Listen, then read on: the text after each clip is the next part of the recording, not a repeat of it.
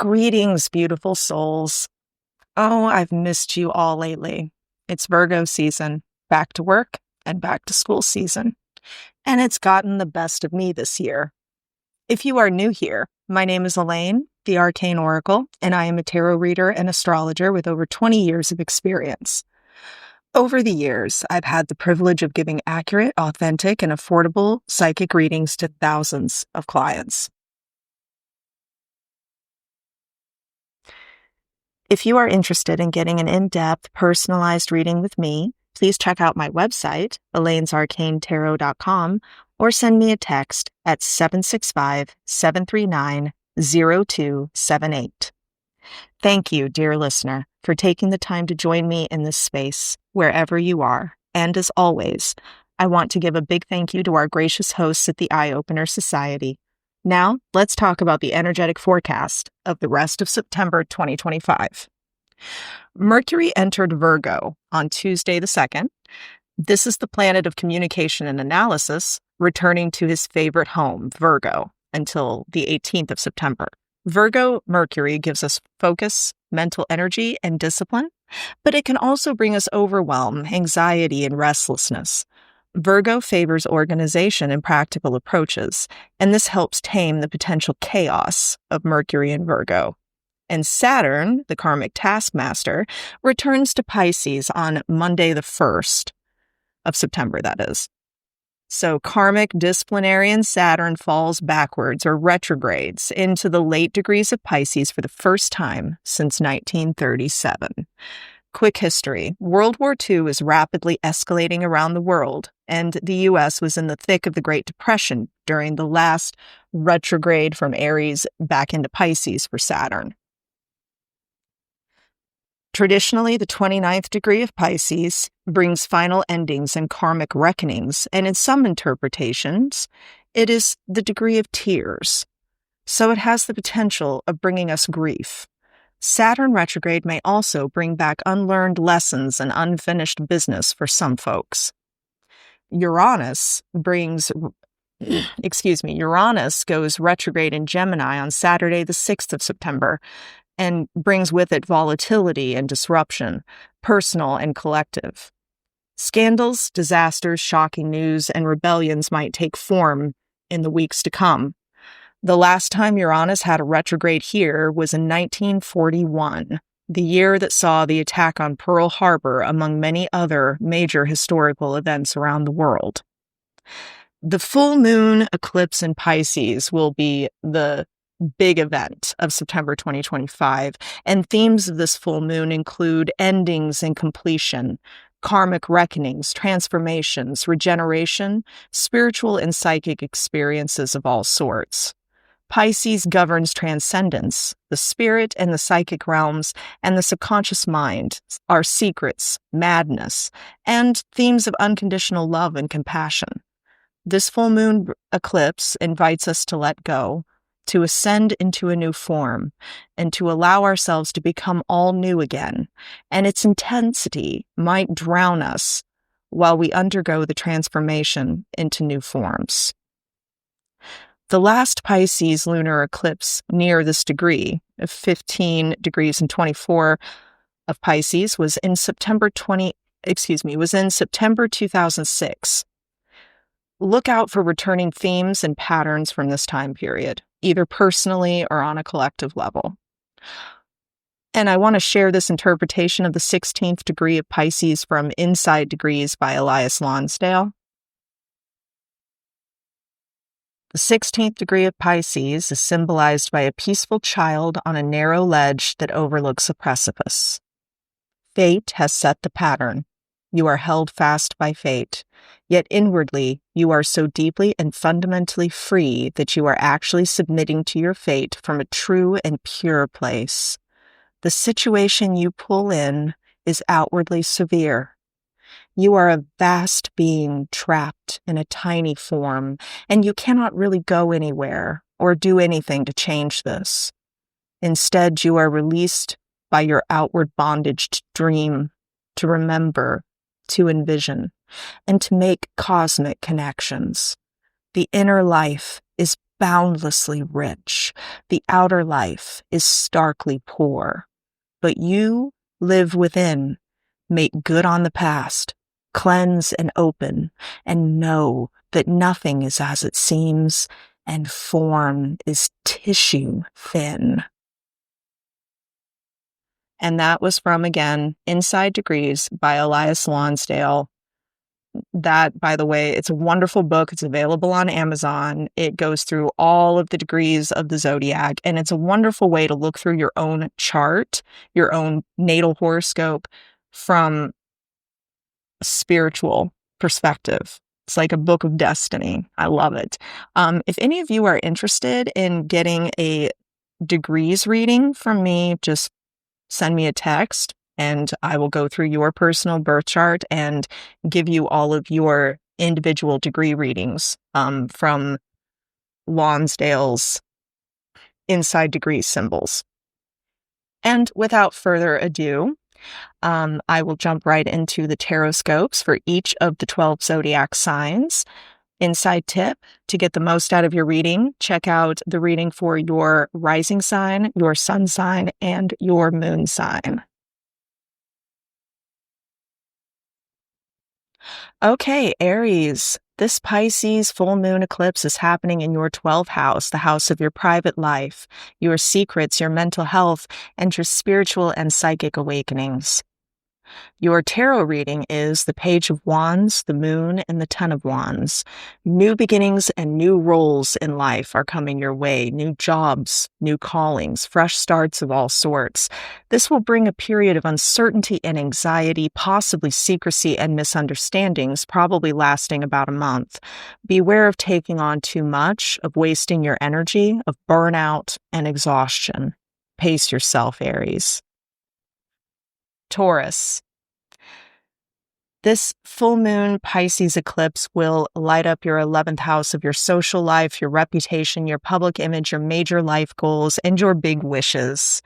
Your tarot reading for this month is the Five of Pentacles, the Three of Wands, and the Queen of Wands. This full moon brings blessings in disguise, Taurus, and hardships that can give way to breakthroughs. You might face struggles, but you will overcome them nonetheless. Necessity is truly the mother of invention. Even in the dark moments, good fortune favors you right now. Look out for bigger and better opportunities on the horizon and ditch any people-pleasing nonsense. This is a time to be your own authentic self and follow your own heart and mind. Gemini. This Pisces full moon eclipse lights up your 10th house of career, vocation, and public image and your public life. Your tarot reading is the Page of Swords, the Six of Swords, and the Queen of Pentacles. Some conflicts and power struggles just aren't worth the heartache, are they? Sometimes the only way to win is not to play at all. Watch out for your own ego and avoid power struggles. Stay clear of other people's nonsense. Take criticism and accountability gracefully, and you will be amply rewarded later on for your good sense. The Queen of Pentacles says, if you can keep your ego and your temper in check, you will benefit steadily in the days to come. Cancer. This Pisces full moon eclipse shakes up and lights up your 9th house of higher education, major travels, life and spiritual beliefs, and your destiny. Your tarot reading is the Queen of Wands, Emperor, and the Moon. Your moment to shine and lead is on the way. A leader isn't the person with the biggest title. The leader is the person that others look to for guidance.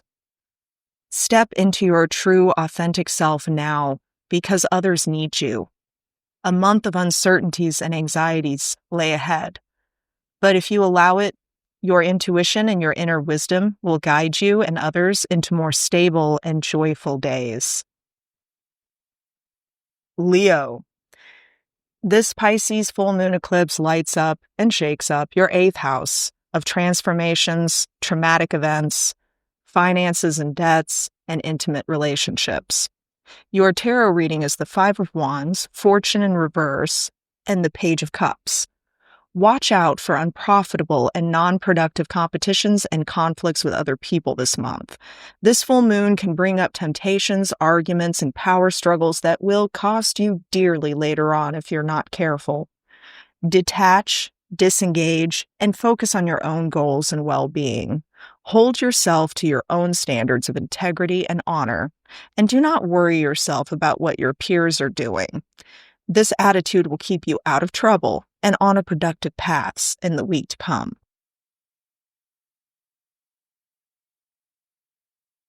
Virgo. This full moon illuminates your 7th house of partnerships of all kinds, relationships, transactions, and contracts, and personal justice.